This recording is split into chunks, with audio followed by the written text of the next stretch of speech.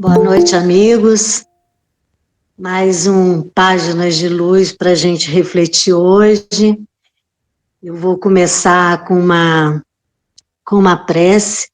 Na verdade, eu vou fazer a oração do Pai Nosso, uma oração que eu gosto muito, e diz assim: Pai Nosso que estais nos céus, em todos os mundos espirituais, santificado e bendito seja sempre o vosso nome, mesmo quando a dor e a desilusão ferirem nosso coração, bendito sejas. O pão nosso de cada dia dai-nos hoje, Pai. Dai-nos o pão que revigora as forças físicas, mas dai-nos também o pão para o espírito. Perdoai as nossas dívidas, mas ensinai-nos antes a merecer o vosso perdão, perdoando aqueles que tripudiam sobre as nossas dores, espezinham nossos corações e destroem nossas ilusões, e que possamos perdoá-los, não com os lábios, e sim com o coração. Afastai do nosso caminho todo sentimento contrário à caridade. Que esse Pai Nosso seja dadivoso para todos aqueles que sofrem, como espíritos encarnados ou desencarnados. Que a partícula desse Pai Nosso vá até os cárceres, onde alguns sofrem merecidamente, mas outros pelo erro judiciário. Que vá até os hospícios, iluminando os cérebros conturbados que ali se encontram.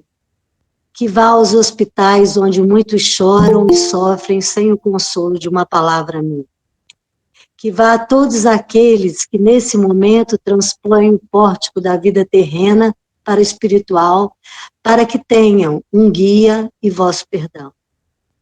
Que esse Pai Nosso vá até os lupanares e erga essas pobres e infelizes criaturas que para ali foram tangidas pela fome, dando-lhes apoio e fé. Que vá até o seio da terra, onde o mineiro está exposto a grande perigo, e que fim do dia possa voltar ao seio de sua família.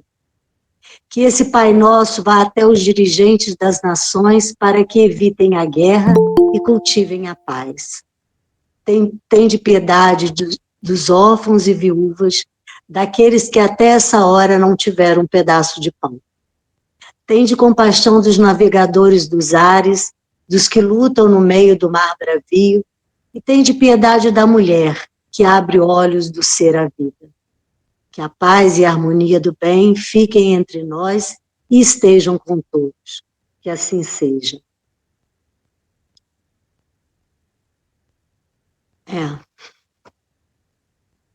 Vamos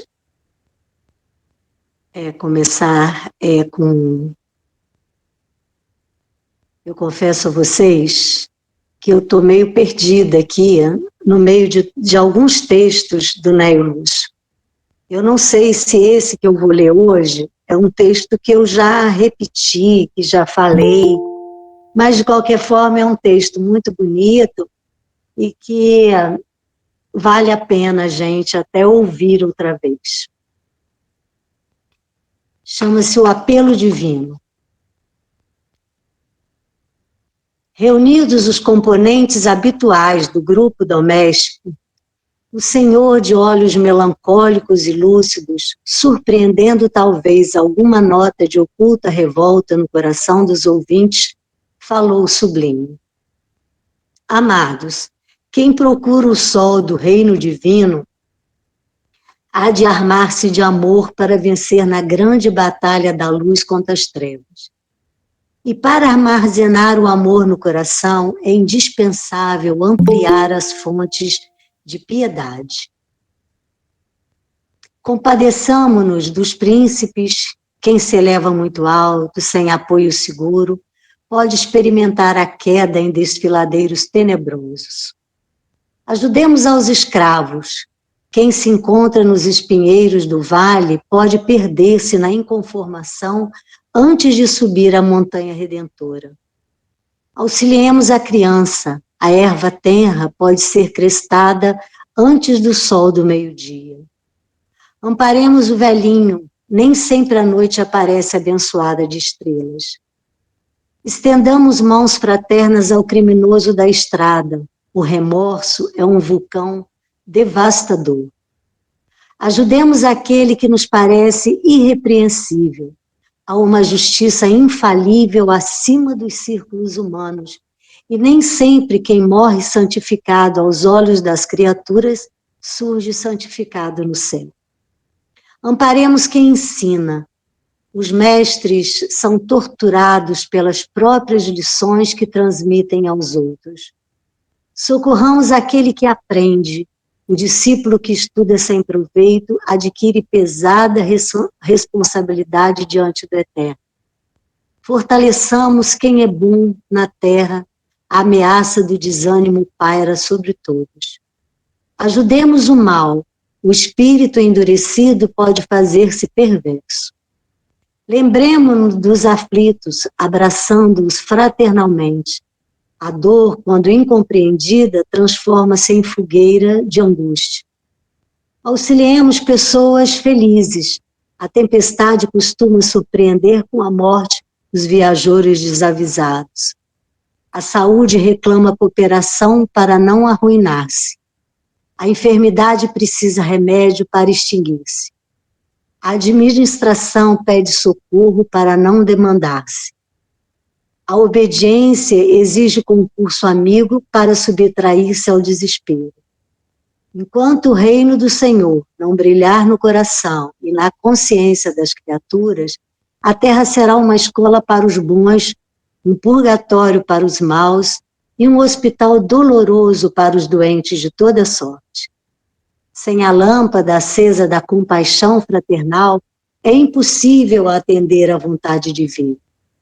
O primeiro passo da perfeição é o entendimento com o auxílio justo. Interrompeu-se o mestre ante os companheiros emudecidos.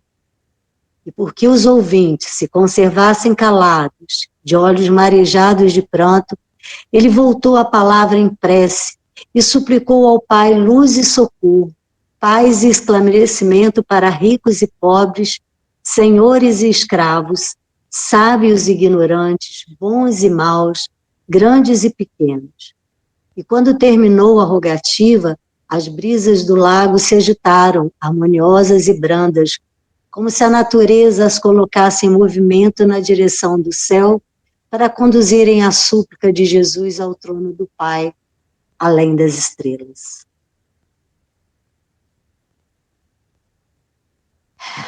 Mais uma vez, né?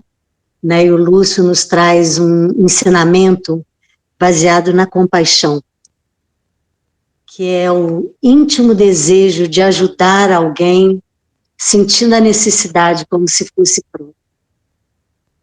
Sabemos que a compaixão é a virtude que nasce do amor incondicional e do desejo sincero de elevar o outro. Quando adotamos, por exemplo, a compaixão na nossa vida, nos unimos com alguém, né? Nunca estamos sozinhos. Como se nós fôssemos, assim, um representante de Deus no auxílio, né?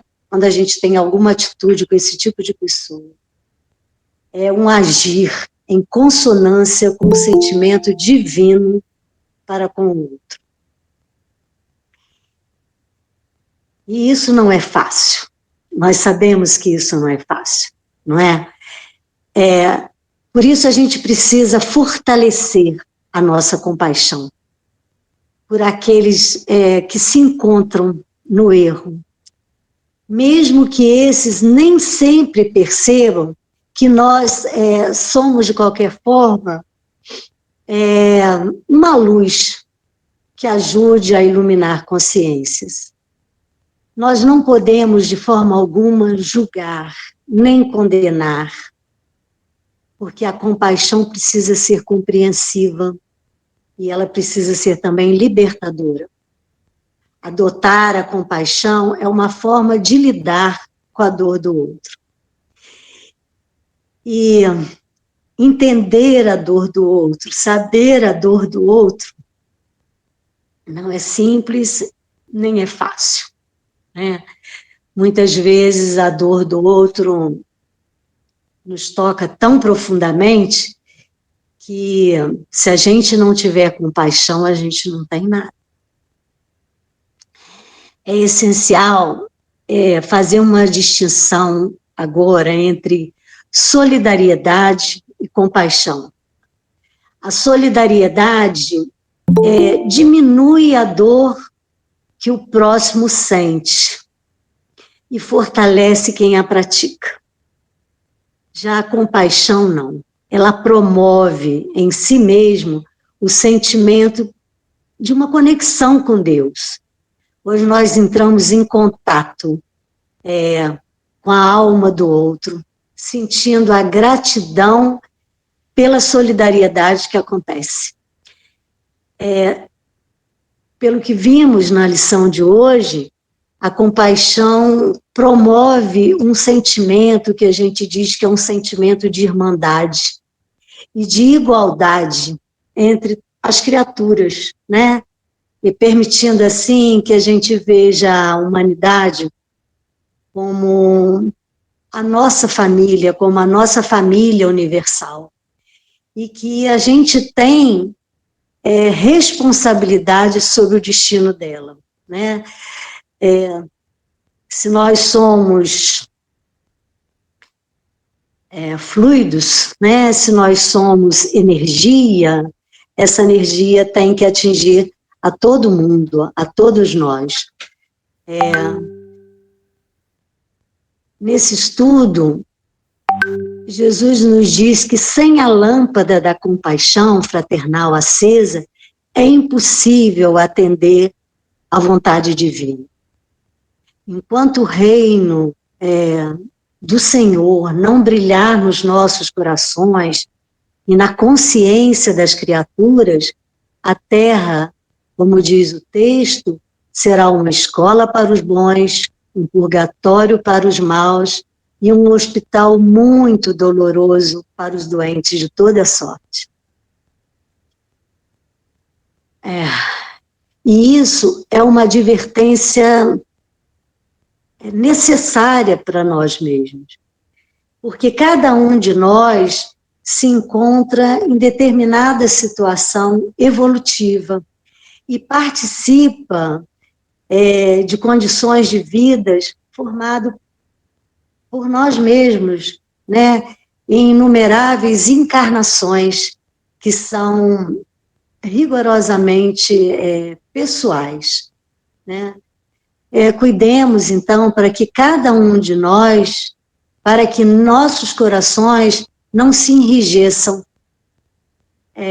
sem a lágrima do sentimento e sem a emoção do amor por alguém. Desculpem vocês, mas a emoção ainda está muito forte. Tchauzinho, boa noite. Se alguém quiser falar alguma coisa, o espaço está aí aberto, antes do Rafael entrar com o nosso lar. Muito bom, Ana, você falou tudo, você explanou tudo. É o verdadeiro viver o Evangelho, né? Sair da letra e viver o Evangelho no dia a dia nosso, né? Se alguém quer falar mais alguma coisa, acrescentar. Rafael, contigo.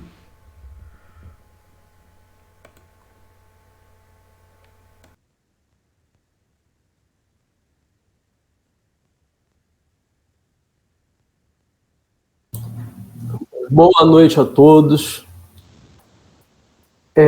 Boa noite, Ana. Obrigado pelas lindas palavras do estudo de hoje. Como é importante a gente ter essa compaixão, como é importante a gente conhecer, né, o sentimento do outro, trazer essa empatia para o nosso dia a dia, que nos ajuda a termos um mundo melhor. A gente vai dar prosseguimento ao estudo da obra Nosso Lar. E antes de projetar, Flavinho, vai deixando a projeção aí, de sobreaviso aí, porque você sabe como é que é, né? Toda vez que eu vou projetar, dá um problema. Antes da gente começar, a gente vê aí que de repente tem algumas pessoas chegando agora, enfim, vamos situar as pessoas onde é que a gente parou. A gente veio com o André Luiz conversando sobre o bônus hora. E no capítulo 22 a gente cuidou de analisar a dupla face do bônus hora. O que é o bônus hora? O conceito de bônus hora é mais ou menos uma espécie de remuneração, vamos dizer assim, para o conceito materialista, para a gente entender que tudo no plano espiritual depende de merecimento. E que todas as vezes que eu tenho merecimento, esse merecimento se reverte em meu favor e em favor de outras pessoas por quem eu preciso interceder, por quem eu desejo interceder, fazer uma intercessão. A partir daí, a gente começou a analisar e perceber que para obter bônus hora é necessário trabalho. E que no plano espiritual, muito diferente do que acontece aqui, o trabalho é uma bênção.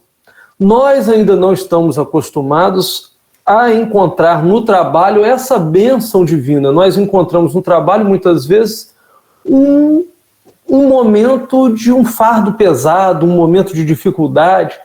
Para os amigos espirituais, quanto maior o sacrifício, maior o mérito. Quanto maior o mérito que a pessoa tem, mais bônus horas ela consegue. Ou seja, mais merecimento ela consegue. E acima de tudo isso, acima do bônus hora, o que os espíritos deixam muito claro para nós é o seguinte: essa lição do bônus hora nada mais é do que a lição da experiência.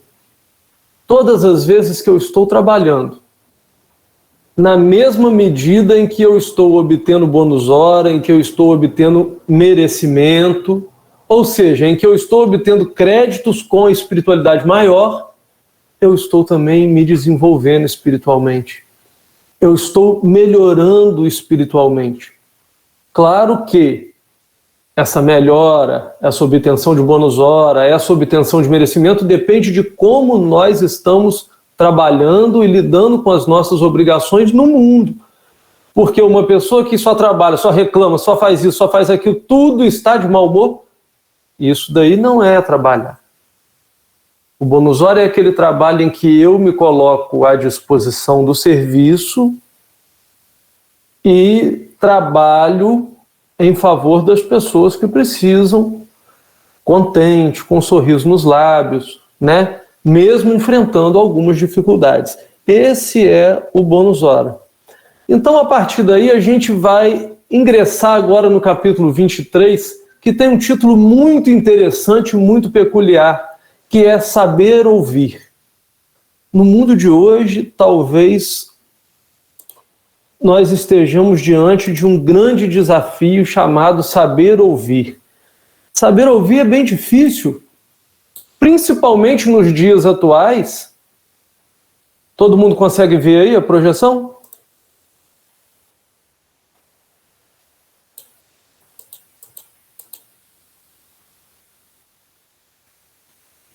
Flavinho, aí tá bom. Tá bom. Saber ouvir. Saber ouvir é bem difícil nos dias de hoje, principalmente porque nós temos aí um monte de coisa, o WhatsApp, YouTube, Instagram, Facebook, mais isso, mais aquilo, mais os nossos afazeres, mais a gente tem que dar conta lá dos afazeres das redes sociais, nós temos que dar conta dos comentários das redes sociais, nós temos que dar conta da nossa família, da família do outro que está na rede social, de todo mundo. Então a gente começa a ficar o tempo todo alvoroçado e às vezes para muito pouco para ouvir. Então o capítulo 23 tem especial importância para nós, que vamos aprender com o André Luiz o que é bondade, o que é ouvir os sentimentos, o que é ouvir os espíritos superiores e o que é seguir as diretrizes divinas no plano espiritual. A gente começa com André Luiz narrando. Intimamente, lamentei a interrupção da palestra. A palestra que ele fazia lá no capítulo 22 sobre o bônus hora. Os esclarecimentos da dona Laura fortaleciam-me o coração. Lísias, o amigo de André Luiz, entrou em casa visivelmente satisfeito. Olá, André, ainda não se recolheu?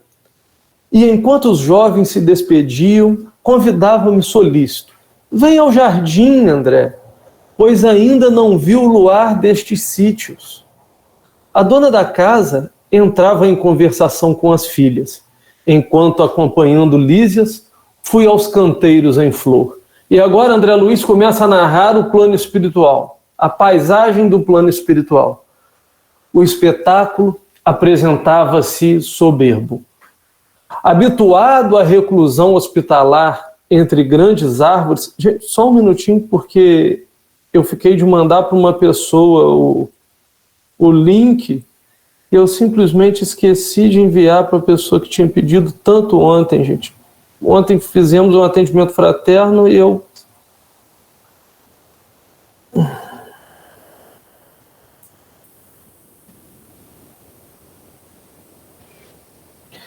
Vamos lá. O espetáculo apresentava-se soberbo. Habituado à reclusão hospitalar entre grandes árvores, ainda não conhecia o quadro maravilhoso que a noite clara apresentava ali, nos vastos quarteirões do Ministério do Auxílio. Glicínias de prodigiosa beleza enfeitavam a paisagem. Todo mundo sabe o que é glicínias? É uma planta assim que cresce, tipo uma trepadeira, parece, de origem chinesa. Hoje em dia está tão difícil falar em China, todo mundo está com medo de China.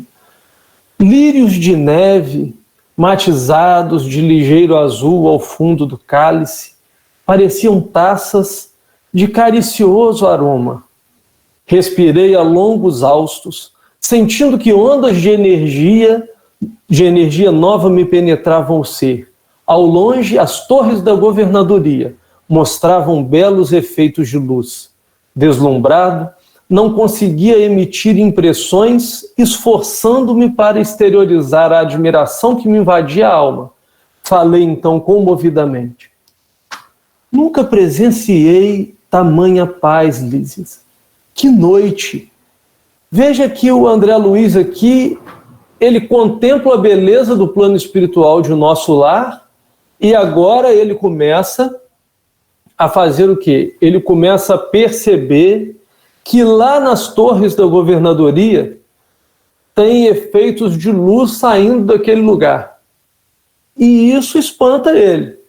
E ele começa agora a indagar a respeito. O companheiro sorriu e disse: há compromisso, André, entre todos os habitantes equilibrados da colônia, no sentido de não se emitirem pensamentos contrários ao bem. Dessa arte, o esforço da maioria se transforma numa prece quase perene. Daí nascerem as vibrações de paz que observamos. Então, olha que coisa interessante. O que é que a gente vê aqui? A gente vê que nosso lar é como se a gente tivesse pegado as pessoas ali de Miracema, as pessoas da cidade em que a gente vive e falasse assim, olha, vamos combinar o seguinte, todo mundo aqui só vai pensar no bem. No próprio bem e no bem do próximo. É essa combinação de pensamentos equilibrados que faz...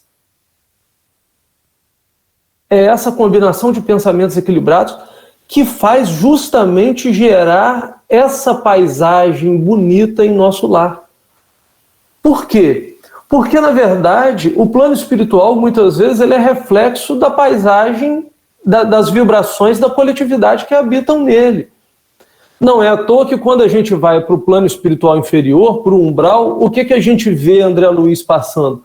Muita lama. Aquelas pessoas que não se sentem bem, elas projetam em torno delas aquelas energias negativas, aquelas energias deletérias. O Espírito Emmanuel, ele tem uma página na obra Pão Nosso chamada com o título Contempla Mais Longe. Esse título Contempla Mais Longe, ele diz mais ou menos assim, olha, para o esquimó, o mundo é todo de gelo. Para o selvagem, o mundo circunscreve-se à obtenção da caça abundante.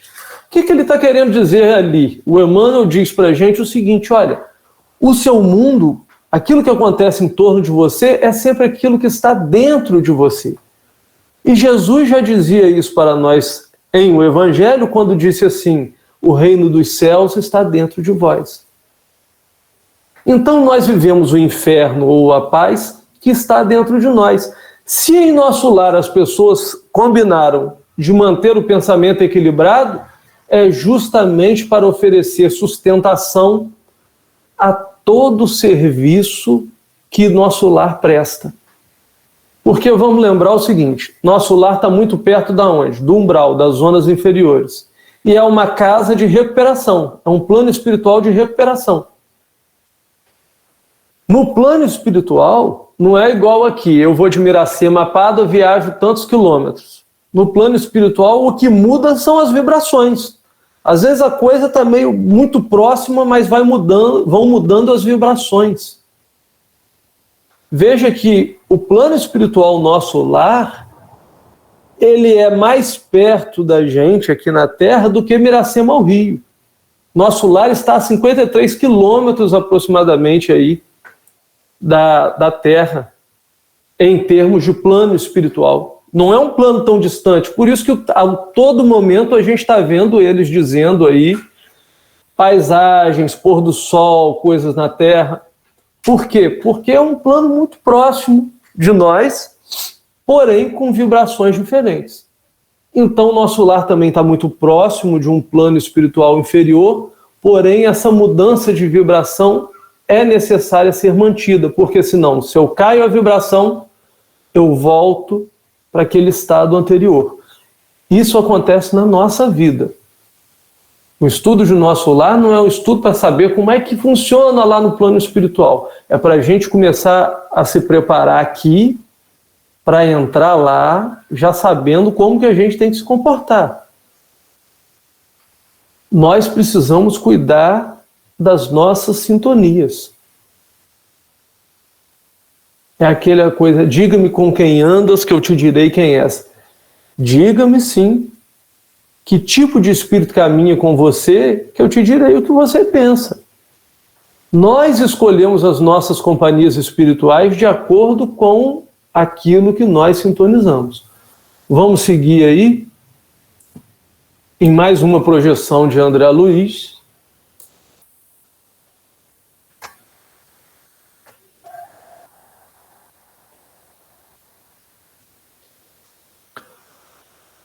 Após elevar-me na contemplação do quadro prodigioso, como se estivesse bebendo a luz e a calma da noite, voltamos ao interior, onde Lísia se aproximou de pequeno aparelho postado na sala, à maneira de receptores radiofônicos.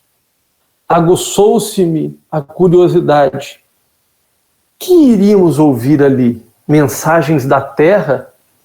Vindo ao encontro de minhas interrogações íntimas, o amigo esclareceu. Não ouviremos, André, vozes do planeta.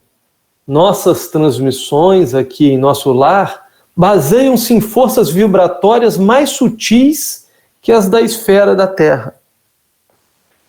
Mas não há recurso para recolher essas emissões terrestres? E aí diz Lísias: sem dúvida que temos elementos para fazê-lo em todo e qualquer ministério. Entretanto, no ambiente doméstico, o problema de nossa atualidade é essencial. A programação do serviço necessário, as notas da espiritualidade superior e os ensinamentos elevados vivem agora para nós outros, muito acima de qualquer cogitação terrestre. Então veja, a programação do serviço elevado, as notas da espiritualidade e os ensinamentos elevados vivem agora para nós outros muito acima de qualquer cogitação terrestre. A gente começa a perceber aqui o André Luiz diante de uma espécie de aparelho que vai captar emissões terrestres. E aí ele começa a querer dizer o seguinte para nós: é possível quem está no plano espiritual captar o pensamento de quem está encarnado? Ou o espírito tem que vir aqui para pegar esse pensamento, para entender o que as pessoas estão pensando? Se eu faço uma prece, essa prece vai lá, ou eu tenho que vir aqui? Como é que funciona isso? Ali, na obra, aparece para a gente, mais uma vez, o André Luiz fazendo uma metáfora, como se fosse um aparelho aí radiofônico, como se fosse um aparelho que eu ligasse e conseguisse captar pensamento de quem está encarnado. Mas, obviamente, que isso, em termos fluídicos, lá no plano espiritual de nosso lar, deve funcionar de uma outra forma muito mais moderna e muito diferente. O fato é possível quem está no plano espiritual captar o pensamento. Porém, a gente vai ver que isso não funciona mais em nosso lar ao bel prazer. E tem um motivo. Captar pensamentos de quem está encarnado, para quem está no plano espiritual, pode representar o céu, como também pode representar o inferno. E a gente vai entender a partir de agora por quê. Por que todos os ministérios têm a capacidade de captar o pensamento de quem está encarnado, mas assim não fazem por recomendação do plano espiritual?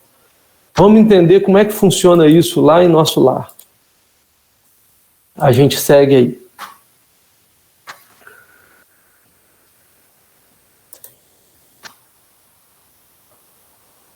Então, o Ulisses explica a André: a programação do serviço necessário, as notas da espiritualidade superior e os ensinamentos elevados vivem agora acima de qualquer cogitação terrestre. Então, muito mais importante do que saber como é que está o povo lá da Terra, para André Luiz e para os espíritos que estão na colônia espiritual, muito mais importante é seguir o quê? A orientação divina. E André Luiz considera a observação é justa, mas ainda habituado ao apego doméstico, ao apego do mundo material, da família, inquirir de pronto: será tanto assim, Lísias? E os parentes que ficaram à distância, nossos pais, nossos filhos, como fica essa situação? E o Lísias esclarece: já esperava essa pergunta, André. No círculo terrestre, somos levados muitas vezes a viciar as situações. A hipertrofia do sentimento é mal comum de quase todos nós.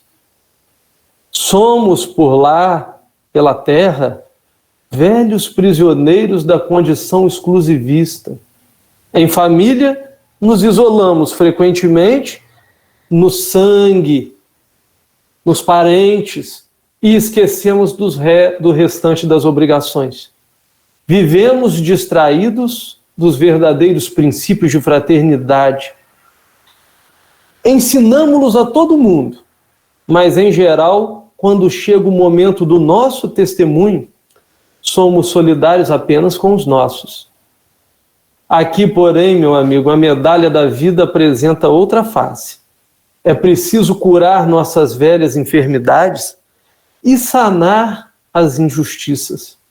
No início da colônia, todas as moradias, ao que sabemos, se ligavam com os núcleos de evolução terrestre, ou seja, ligavam com as casas.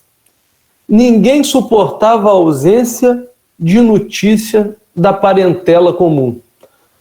Do Ministério da Regeneração até o da elevação, vivia-se em constante guerra nervosa. Eu vou parar aqui.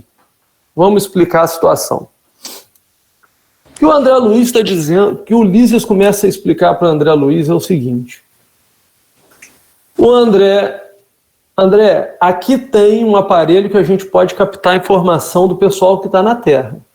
E o André Luiz, na mesma hora, lembrou de quem? Da família dele.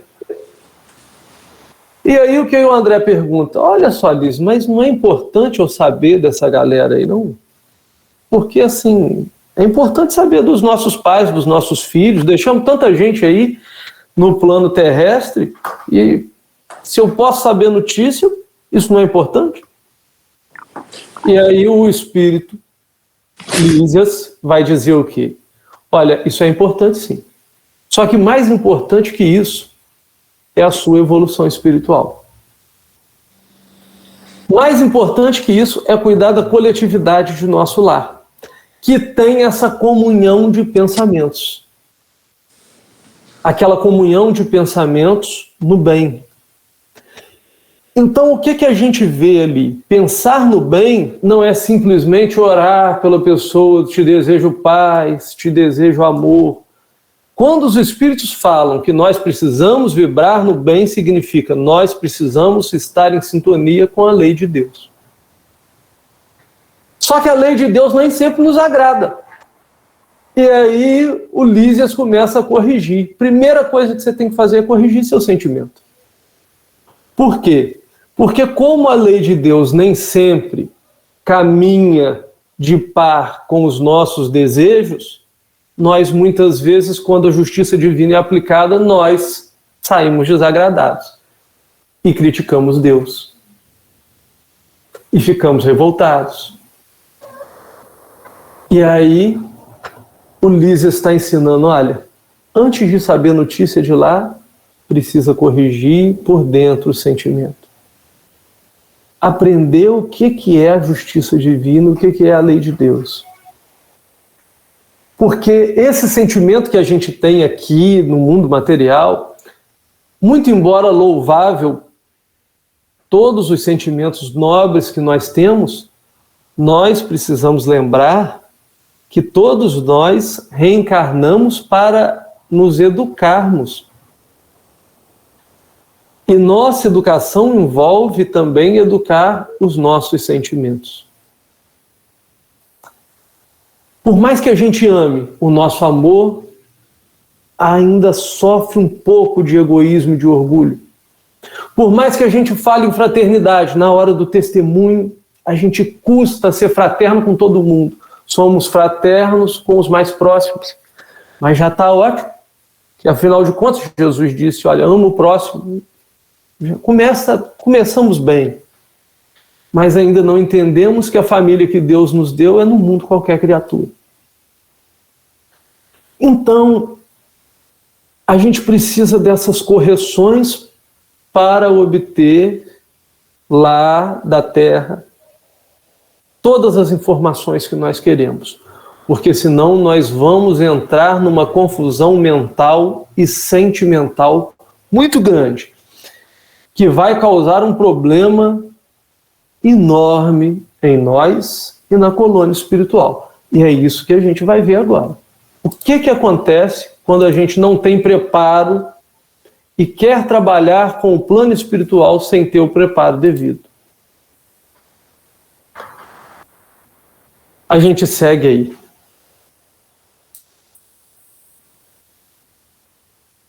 No início da colônia, André, todas as moradias que sabemos ligavam-se com os núcleos de evolução terrestre. Ninguém suportava a ausência de notícias da parentela comum. Da regeneração ao Ministério da Elevação, vivia-se em constante guerra nervosa. Boatos assustadores perturbavam as atividades em geral. Mas, precisamente há 2 séculos, um dos generosos ministros da União Divina compelia a governadoria a melhorar a situação. Os ministros da União Divina, gente, são aqueles que estão acima ali da governança de nosso lar. Porque a gente lembra que no início do livro o André Luiz percebeu que em nosso lar existia uma espécie de hierarquia. Não era aquilo lá, todo mundo jogado lá e cada um faz o que quer. Existia uma hierarquia. Então, o ministro da União Divina compelia. Veja, o ministro não chegou e falou assim, olha, meu irmão, vê se você faz aí uma mudança em nosso lar, porque não está dando muito certo esse seu governo. O ministro da União Divina determinou que o governador de nosso lar mudasse a situação. E aí, Lísias complementa. O ex-governador, ou seja, ex-governador significa que ele foi retirado do cargo. O ministro da União Divina compeliu e ele não conseguiu, então o ex-governador, ou seja, a União Divina retirou ele do cargo. O ex-governador de nosso lar era talvez demasiadamente tolerante.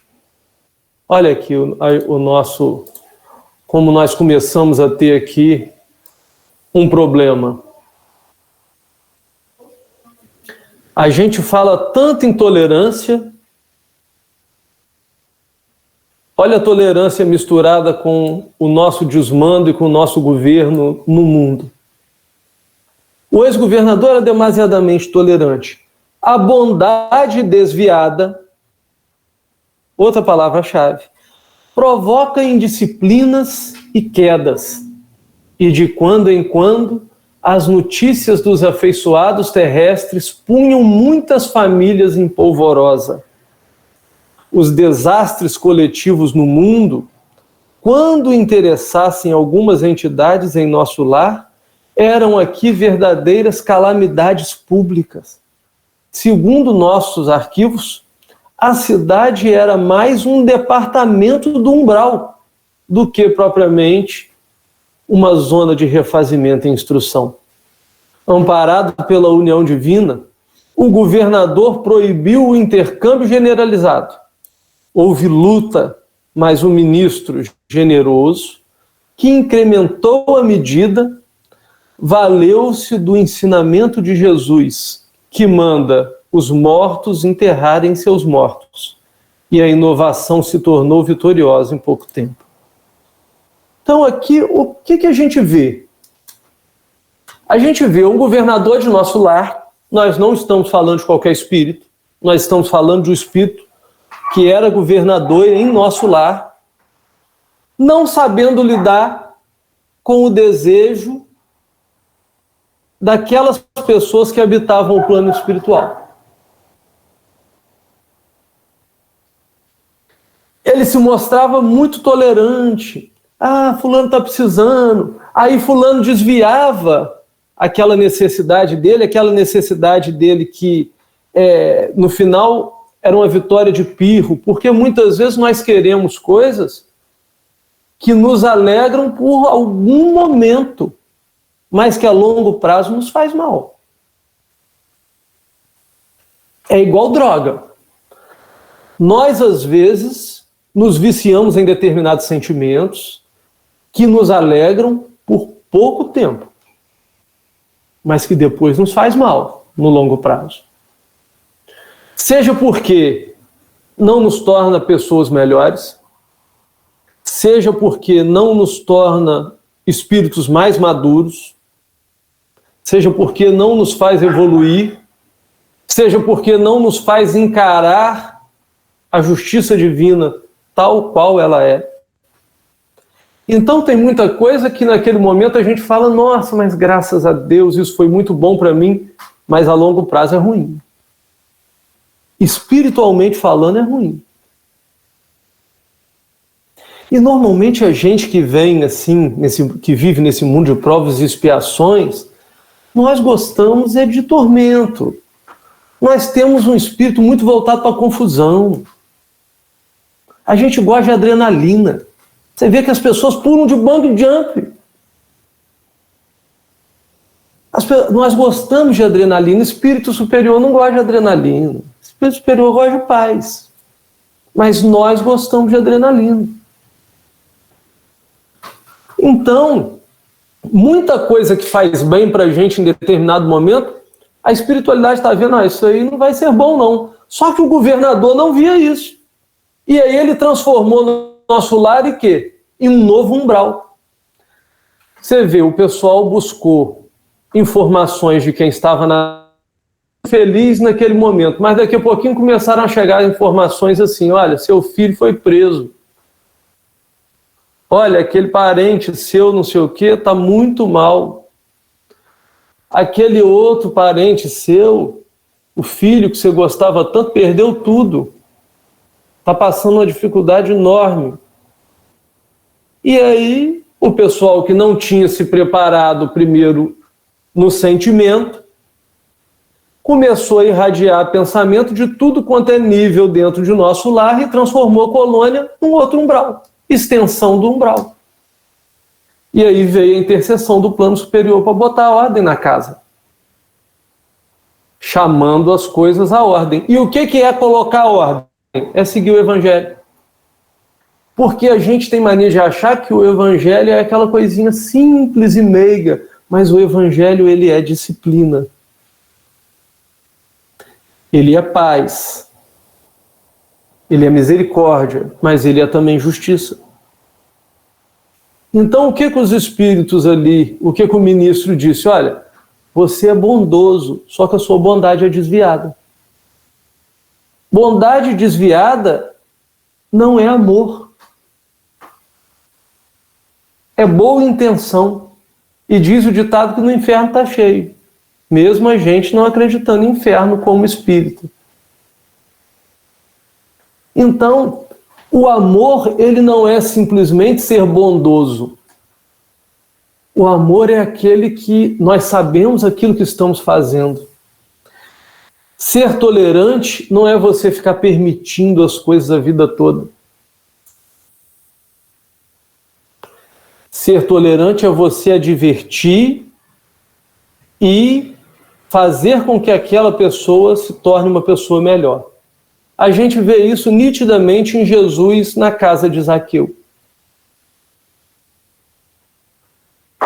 Para quem não conhece o trecho do Evangelho, Zaqueu era um homem cobrador de impostos. Ele sobe num sicômoro, não lembro, uma árvore pequena, para ver Jesus. E Jesus, ao avistá-lo, ele se torna visível também para Jesus. Jesus, ao avistá-lo, diz assim: desça dessa árvore, Zaqueu. Hoje mesmo estarei em sua casa. E a população toda se revolta contra Jesus, porque afinal de contas, Zaqueu era um cobrador de impostos. Ou seja, Zaqueu fazia toda aquela sociedade que ali estava em busca de uma consolação, que estava sofrendo perseguição do império por causa da cobrança de impostos, vivendo na miséria. Aquela população queria a consolação de Jesus, mas Jesus resolve ir à casa de Zaqueu. E aí Jesus entra à casa de Zaqueu e a população fica onde? A sociedade fica do lado de fora, criticando. Porque a sociedade é muito tolerante, mas se a farinha é pouca, meu pirão primeiro. Por que o Jesus não vai cuidar de mim que estou sofrendo e vai cuidar dele que me faz sofrer? E aí Jesus entra à casa de Zaqueu. O Evangelho não fala o que aconteceu lá dentro. Mas a gente sabe depois, quando Jesus sai da casa de Zaqueu, Zaqueu se converte e diz que não ia mais cobrar impostos, ia devolver aquilo que tirou das pessoas e ainda ia duplicar e quadruplicar todo o mal que ele tinha causado às pessoas. E aí Jesus diz: graças a Deus, hoje a salvação entrou nessa casa. Então, desse fim de conversa, a gente percebe o quê? Jesus tolerava a imperfeição de Zaqueu, a postura de Zaqueu, para entrar na casa dele, para entrar na residência. Mas, depois que ele entra, a conversa de Jesus não foi falar: Zaqueu, você ainda é assim, meu filho. A conversa de Jesus com Zaqueu foi tão firme que Zaqueu convenceu que ele precisava mudar, se convenceu da mudança. E obviamente que Jesus não falou com ele: Zaqueu, vamos aqui, vamos almoçar, o que tem de sobremesa? Jesus mostrou para ele o defeito dele. Então ser tolerante não é ficar simplesmente sem mostrar à pessoa que ela precisa mudar. E era isso que o governador estava fazendo em nosso lar. Olha, vocês estão aí, vocês precisam de notícia? Vamos sim. Pega a notícia sim. Mas não mostrava que eles precisavam mudar, que eles precisavam mudar o padrão vibratório, que eles precisavam enxergar a vida na Terra de outra forma e a vida no plano espiritual de outra forma. Chegou o ministro da União Divina e disse assim, olha, vocês querem cuidar daquilo que está lá? Deixai os mortos enterrarem seus mortos. Quem quiser cuidar, que vá. Mas vão continuar sofrendo. Aqui em nosso lar não tem espaço para isso mais. E aí, das duas, uma. Ou você se educa, ou você vai viver no umbral. Viver no umbral não significa que ele estava expulsando ninguém de nosso lar. Significa que você ia viver com aquela sintonia que você já estava vivendo naquele momento. Mas nosso lar não ia mais ter aquela sintonia. Então, se aquela sintonia é sua e a sua sintonia não combina com o nosso lar, obviamente que você estará aonde você tem mais afinidade. E assim que ocorreu a transformação em nosso lar. E é isso que Lísias começa a explicar para a gente. A gente está partindo para o encerramento. Eu vou só fechar aqui. Entretanto, objetei. Seria interessante colher notícias dos nossos amados em trânsito na Terra. Não daria isso mais tranquilidade à alma? André Luiz perguntando ao Lísias. E ele, que permanecia junto lá ao aparelho, disse, observe a si mesmo, André, a fim de ver se valeria a pena. Você está preparado, por exemplo, para manter a precisa serenidade, esperando com fé e agindo com preceitos divinos, sabendo que um filho seu está caluniado ou caluniando alguém? Se alguém te informasse agora de que um dos seus irmãos consanguíneos foi hoje encarcerado como criminoso, você teria força para se conservar tranquilo? A gente lembra aqui que a mãe de André Luiz, quando o visita, que ele começa a reclamar da vida, que ele começa a mostrar que ele está muito triste, chega em determinado momento que a mãe dele fala, para meu filho, você está me fazendo voltar àqueles sentimentos de mãe da terra. Por quê? Porque é muito difícil sustentar, você ver o outro sofrendo e se sustentar com fé e confiante.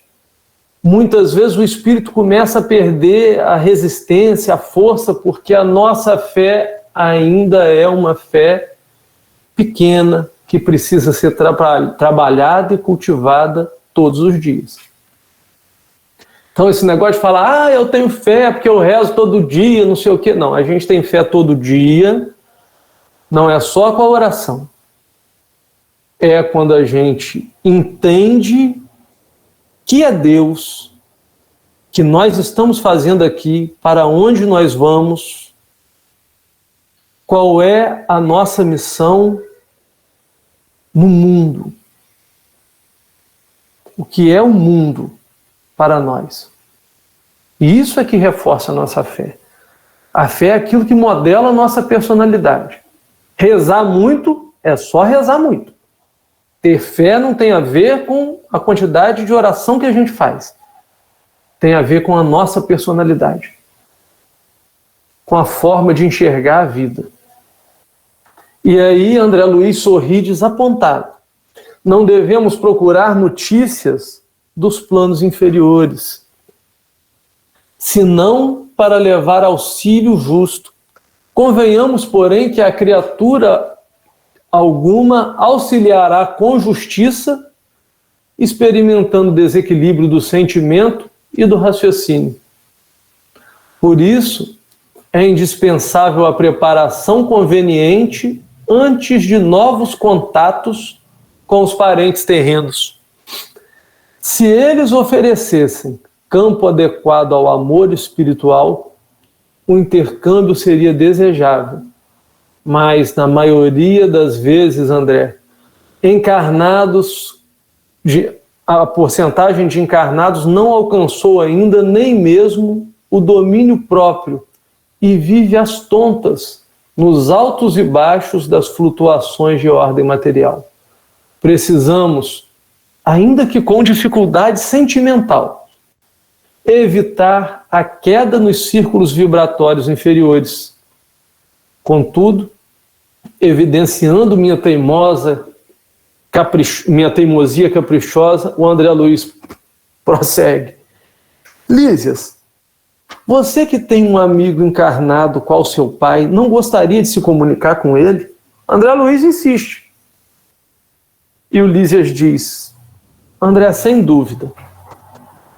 Quando merecemos essa alegria, visitamo-lo em sua nova forma, verificando-se o mesmo quando se trata de qualquer expressão de intercâmbio entre ele e nós. Não devemos esquecer, entretanto, que somos criaturas falíveis. Necessitamos, pois, recorrer aos órgãos competentes que determinem a oportunidade ou o merecimento exigidos. Para esse fim, temos o Ministério da Comunicação. Acresce notar que da esfera superior é possível descer à inferior, com mais facilidade. Existem, contudo, leis que mandam compreender devidamente os que se encontram nas zonas mais baixas. É tão importante saber falar como saber ouvir. Nosso lar vivia em perturbações, porque não sabia ouvir, não podia auxiliar com êxito, e a colônia se transformou em campo de confusão. O que a gente vê ali é o seguinte, ora, para eu ajudar, eu preciso estar preparado. E muitas vezes os espíritos recebem essa autorização de ajudar alguém. Assim como recebe a autorização de receber notícias do plano terrestre. Mas todas as vezes que alguém do plano espiritual quer saber notícia, quer entrar em contato com o plano espiritual aqui na Terra, com o plano de quem está encarnado, tem que ser para auxiliar. Se eu quero auxiliar, eu preciso me preparar para ajudar. Daí porque os espíritos falam tanto com a gente. Estudem. Espíritas, amai-vos, é o primeiro ensinamento. Instruí-vos é o segundo ensinamento. Porque eu não consigo auxiliar se eu não entendo a lei divina, se eu não entendo como que as coisas são trabalhadas no plano espiritual. Se eu não sei como trabalha, eu vou fazer o quê? Eu vou dar trabalho. Eu não vou ajudar. Eu não vou trabalhar. Eu vou dar trabalho para o plano espiritual que vai me acompanhar. Porque eu estou muito mais querendo saber informação do que ajudar. É diferente. O espírito preparado, ele chega lá, mesmo diante de uma situação difícil, ele faz aquilo que ele tem que fazer. Faz aquilo que tem que fazer. Por quê? Porque ele já está preparado, ele já tem entendimento de que nem tudo está bem, mas tudo está certo, porque Deus está no comando. Então nem sempre as coisas estão como a gente quer, mas estão do jeito que elas devem ser para o nosso progresso. Isso é importante. E veja que quando os espíritos também, que estão aqui encarnados, estão preparados, a espiritualidade permite que eles visitem o plano espiritual e recebam informações, que eles entrem em contato com o plano espiritual, com alguns familiares. Agora, o que não é permitido? Vigora aí uma lei moral. A gente consegue deduzir dessa estratégia que ocorre no plano espiritual, o que acontece no plano espiritual? Quem está no plano superior consegue ir ao plano inferior para auxiliar. Quem está no plano inferior não consegue ir ao plano superior sem apoio. Então, um espírito que está no umbral, se ele falar assim, eu vou encontrar com Jesus, ele não consegue fazer essa elevação, porque nós somente nos elevamos com a nossa transformação por dentro, com aquilo que a gente chama de iluminação interior. O espírito que está aqui em cima, ele consegue mergulhar para ajudar quem está embaixo. Isso é uma lei moral. Quem não tem condição não consegue subir e alcançar planos superiores. Isso é lei moral. É uma lei que rege o universo.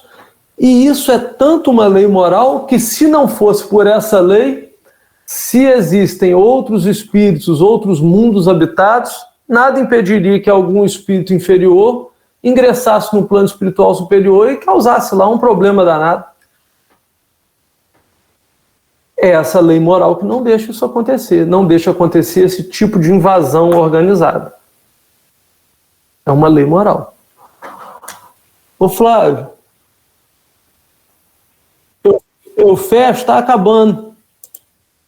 Está acabando, posso encerrar aqui? Ô Rafa,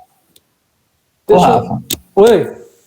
essa questão que você levantou aí, da vibração, é uma questão de vibração, porque o espírito que tem uma condição moral mais baixa, na verdade, ele ainda não aprendeu a vibrar numa frequência mais elevada. Exatamente. Então, ele não penetra planos mais altos porque ele não consegue atingir essa vibração do qual ele precisa para penetrar. Mas ele pode aprender isso a longo tempo e sim chegar lá. Não é isso? Exatamente, é isso mesmo. E isso é uma lei. Entendeu? Porque ela é assim no universo todo. E aí vem a sintonia espiritual o tempo todo. Isso aí. Vibração é equivalente com vibração. Isso aí. Agora eu vou só fechar aqui. Nosso lar vivia em perturbações porque, não sabendo ouvir, não podia auxiliar com êxito, e a colônia transformava-se frequentemente em campo de confusão. André Luiz, então, narra finalmente: calei-me vencido pelo argumento ponderoso, e enquanto me conservava em silêncio, o enfermeiro amigo abriu o controle da recepção sob os meus olhos curiosos, e vem aí alguns pensamentos da Terra. Então, o que a gente vê é que nós precisamos de disciplina mental. Os espíritos ensinam isso para a gente a todo momento. Nós precisamos disciplinar os nossos pensamentos. A gente precisa aprender a ter postura mental. E isso realmente não é fácil. No plano espiritual, a nossa indisciplina mental, ela potencializa de forma exponencial. Quem já trabalhou desdobrado sabe como é que é importante a disciplina mental. Quando a gente desdobra do corpo e vai trabalhar em desdobramento em algum lugar, aquilo que você pensa com vontade firme automaticamente se materializa na sua frente. Então, se você não tem uma postura mental, uma disciplina mental boa, você vive perturbado, literalmente perturbado. Os espíritos vêm a todo momento nos mostrar, olha, esse contato de quem está desencarnado com quem está encarnado, ele ocorre. E aí a gente lembra daquelas pessoas que falam assim, você não pode chorar, porque se você chorar, você está perturbando quem desencarnou. Depende. Por quê? Porque veja que em nosso lar, eles não permitem que qualquer coisa chegue até lá. As pessoas muitas vezes estão imantadas, sendo cuidadas. Eles não permitem, eles educam o espírito para que aquele espírito não fique se ligando em quem não está preparado, porque ele vai sofrer e o outro também. Então, o espiritismo não nos impede de chorar. Nos ensina como chorar. Não nos impede de sentir saudade. Nos ensina como sentir saudade. O Espiritismo educa os nossos sentimentos, a fim de que a gente viva em paz e mais feliz. Que Jesus abençoe nossos corações. Obrigado, Rafael. Dá uma boa noite a todos. Tem bastante gente nova hoje, parece que eu vi aqui. Só para deixar registrado, quem entrou no meio, não assistiu tudo, daqui a meia hora vai estar no nosso canal do YouTube. Quiser assistir de novo, e aproveita, tem os outros episódios para trás. Esse é o 37º. Quem quiser acompanhar aí. Beth, você faz a prece final para gente? Sim, Flávio. Achei que você fosse pedir ao seu Aloysio hoje. O senhor Luiz está aí, ó. Sua presença. Mas vamos lá. Maria, Mãe de Jesus, nós nos rogamos que serenai as nossas mentes, acalmai os nossos corações, para que nós possamos entender tudo aquilo que hoje foi falado nesses 2 estudos. Ajude-nos a entender a doutrina, ajude-nos a estudar a doutrina e, principalmente, a entender que somos seres humanos ainda em evolução. E que se dermos alguma derrapada, nos ajude a corrigir os nossos erros. Ave Maria, cheia de graça, o Senhor é convosco. Bendita sois vós entre as mulheres, bendito é o fruto do vosso ventre, Jesus. Santa Maria, Mãe de Deus, rogai por nós, pecadores, agora e na hora de nossa morte. Que assim seja, Pai. Que fiquemos em paz. Flávio, se alguém tem alguma dúvida, deixa aí o pessoal perguntar.